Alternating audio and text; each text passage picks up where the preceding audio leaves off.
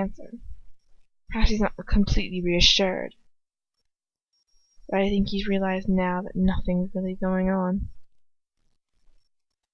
He swallowed your lies. He stands up and slowly walks slowly around the table, eventually coming to stand next to my chair, looking down at me. It takes all the willpower I have not to recoil in my seat. So you do not fear, Lucius? He says quietly,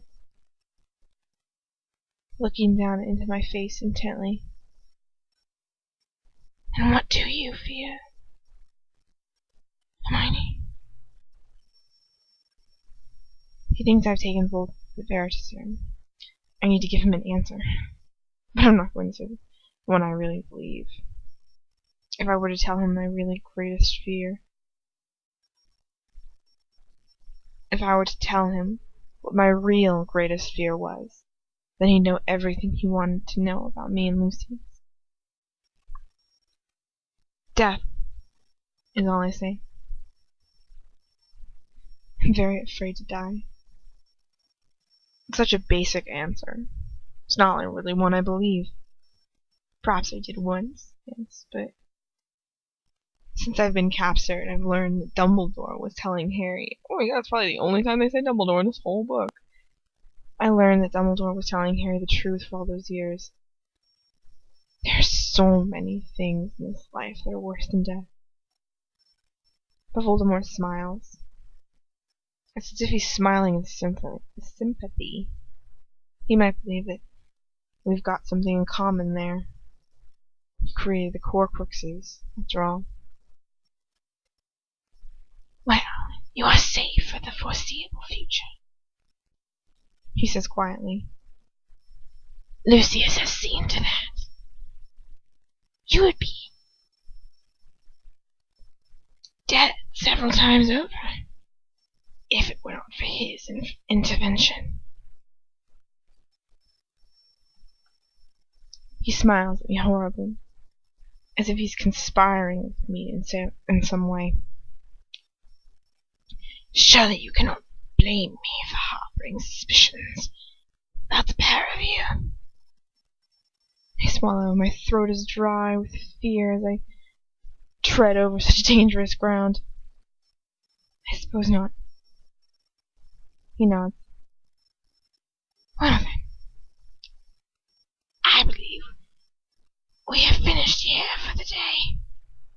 You may stand. He steps back from me and I stand up quickly, eager to get the hell out of there and away from him as quick as possible. He walks over the door and motions for me to follow him. I do so and he pauses before he opens the door. But tell me, he whispers. He whispers, coming really quite close to me. I feel sick at his proximity. You say that Lucius hates you. Could you tell me why? I feel like I've been pushed off a cliff. I have nothing to cling to help me plunging to my death. I say all I can say. I give the most basic reason I could give. He hates me because I'm on my blood. I say simply. That's what it all boils down to, isn't it? He breathes out a tiny laugh. Ah, Hermione, he says quietly. Can't you see the thing he hates in you most is your pride? Your pride of what you are. Your pride of... Your pride of what you are condemns you in his eyes. He opens the door to reveal Lucius in the corridor, his face frozen, his eyes like chips of stone.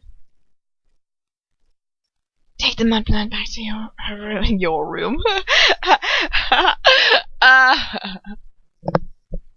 That's hilarious. Sorry. It's not really that funny. I don't know why. Take the mudblood back to your... Damn it! Her room! Her room, Luce! Not your room! That's not what this was about. I don't know if you're hearing my snaps, but they're snaps. Take the mudblood back to her room, Lucius. Voldemort says curtly. I have finished with her. He turns to me, smiling. Thank you for your company, Hermione. It has proven most illuminating.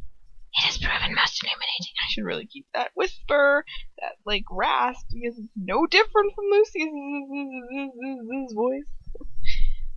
I nod at him, and I step towards Lucius, my legs shaking. My legs almost give way in sheer relief as the door shuts behind me. Lucius looks at me. His eyes raised in question, shakily. I give him the tiniest of smiles. His face relaxes, visibly relaxes, but he does not smile in return. He just smiles. Yeah, he just smiles. He does not smile, he just smiles.